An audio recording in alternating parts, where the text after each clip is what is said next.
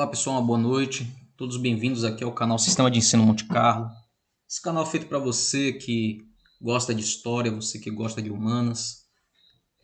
Estamos fazendo aqui a análise, ou continuando a análise do livro do professor Carlos Ginzburg, O Queijo e os Vermes. Vamos aí já no capítulo 47, Prisão. Menóquio, ele permaneceu no cárcere de Concórdia quase 2 anos. Em 18 de janeiro de 1586, Zianuto, seu filho, apresentou em nome dos irmãos e da mãe uma súplica ao bispo Mateus Sanudo e ao inquisidor de Aquileia e Concórdia, que era então o frade evangelista, o Peleu. A súplica fora escrita pelo próprio Menóquio. Na carta ele diz o seguinte: embora eu, Menóquio Escadela, prisioneiro, tenha outras vezes suplicado ao Santo Ofício da Inquisição, se era digno de sua graça, que me permitisse fazer melhor a penitência pelos meus erros, retorno agora forçado pela extrema necessidade a implorar-lhes que levem em consideração que já se transcorreram 3 anos desde que eu deixei minha casa e fui condenado a tão cruel prisão.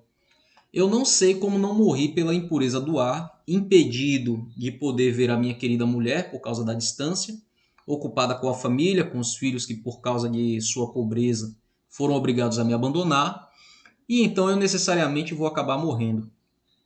Portanto, arrependido e sofrendo por tantos pecados, peço perdão, primeiro ao Senhor Deus, em seguida a esse santo tribunal, e lhes peço a graça de me libertar. Comprometo-me a lhes dar garantias idôneas de viver nos preceitos da Santa Igreja Romana, como também de fazer as penitências que estão no Santo Ofício, ou as que o Santo Ofício me impuser. E peço a Nosso Senhor toda a felicidade para os senhores. Por trás das estereotipadas expressões de humildade, limpas de dialetismo, percebe-se a intervenção de um advogado. Ou seja, apesar da carta ter sido escrita pelo próprio Menóquio, mas ela foi ditada por alguém, porque a sua dissertação, a sua prosa, ela não tem semelhança com as outras petições, entendeu? A forma de se escrever não é nem de perto parecida com o estilo que Menóquio apresentou. Então, isso é só um detalhe, Menóquio se expressava de maneira bem diversa 2 anos antes, quando com suas próprias mãos escrevera em sua defesa, porém dessa vez o bispo e o inquisidor resolveram dar a misericórdia que tinham negado no passado. Antes de mais nada, mandaram chamar o carcereiro, o Jeovin Batista de Parvis. Este informou que a prisão onde Menóquio se encontrara era forte e segura, trancada por 3 portas, fortes e seguras, e não existia cárcere algum mais forte ou mais rude do que aquele na cidade de Concórdia.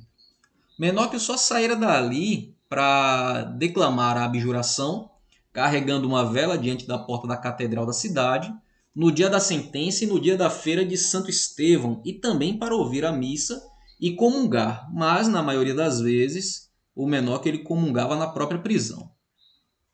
Fizera jejum em várias sexta-feiras, exceto durante o período em que esteve tão gravemente doente que se duvidava até que sobrevivesse.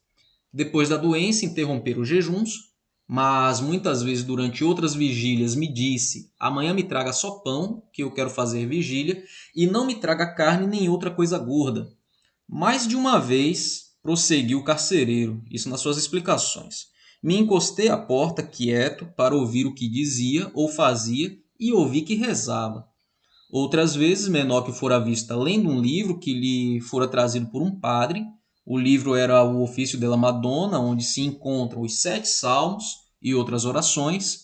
Além disso, pedira uma imagem para poder fazer mais orações, e seu filho então a comprou. Poucos dias antes dissera que, sempre que se dirigia a Deus, reconhecia que sofria por seus pecados e erros e que Deus o ajudara, porque não acreditava que pudesse viver 15 dias sofrendo como sofria na prisão e, entretanto, tinha aguentado até aquele momento. Falara com frequência ao carcereiro daquelas loucuras que de antes, dizendo que sabia muito bem que eram loucuras, mas que não se afastara jamais a ponto de crer firmemente nelas. Mas por tentação do diabo, tão extravagantes pensamentos tinham penetrado sua mente. Em suma, parecia de fato arrependida, mesmo que, observou com prudência o carcereiro, não se possa conhecer facilmente o coração dos homens. Só Deus é que pode. Então o bispo e o inquisidor mandaram trazer Menóquio, e Menóquio, nesse momento, ele chorava, suplicava ajoelhado, pedia humildemente perdão, e ele dizia, diante dessa cena, né? Eu estou profundamente arrependido de ter ofendido o Senhor Deus e gostaria de não ter dito as loucuras que disse. Cegado pelo demônio, nem mesmo sabendo o que estava dizendo, não só não me lamento de ter cumprido a penitência que me foi imposta e de estar na prisão, como me senti em grande júbilo. E Deus me confortava tanto nas orações que fazia a ele que parecia que eu estava no paraíso. Se não fosse pela mulher e pelos filhos, acrescentou juntando as mãos e levantando os olhos para o céu. Continuaria na prisão pelo resto de sua vida, a fim de expiar as ofensas que fizera a Cristo. Mas era paupérrimo. Com 2 moinhos e 2 terrenos arrendados, tinha de manter mulher, 7 filhos e netos. A prisão, rude, terrosa, escura e úmida, lhe arruinaram por completo a saúde. Quando ele mesmo diz, fiquei 4 meses sem levantar da cama, e durante esses anos as pernas incharam e ainda tenho o rosto inchado também.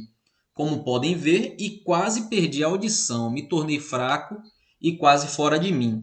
A tudo isso anotava também o escrivão, e realmente, enquanto dizia essas palavras, demonstrava na aparência e na própria realidade estar ensandecido, sem força no corpo e seriamente adoentado.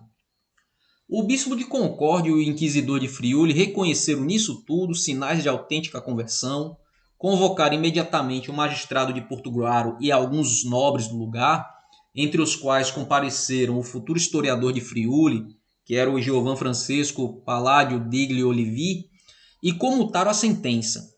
Como cárcere perpétuo para menor que foi determinada a aldeia de Montereale, ficando proibido afastar-se dali, ficava-lhe expressamente proibido também falar ou mencionar suas ideias perigosas, deveria se confessar com regularidade e usar sobre a roupa o hábito com a cruz. Esse hábito com a cruz vai ser um problema na vida de Menóquio, nós vamos voltar a falar sobre ele nas outras aulas. E esse hábito ele serviria de sinal de sua infâmia. Um amigo, Daniel de Biasio, se responsabilizou por ele, comprometendo-se a pagar 200 ducados em caso de violação da sentença. Arrasado física e mentalmente, Menóquio voltou para Montereale. Chegando ao final de mais uma videoaula, pessoal. Dúvidas, sugestões, deixem nos comentários. Se você ainda não é inscrito no canal, por favor, dá essa força aí pra gente, se inscreve no canal, compartilha nossos conteúdos. Fiquem todos bem e até uma próxima. E nunca se esqueça, conhecimento é poder.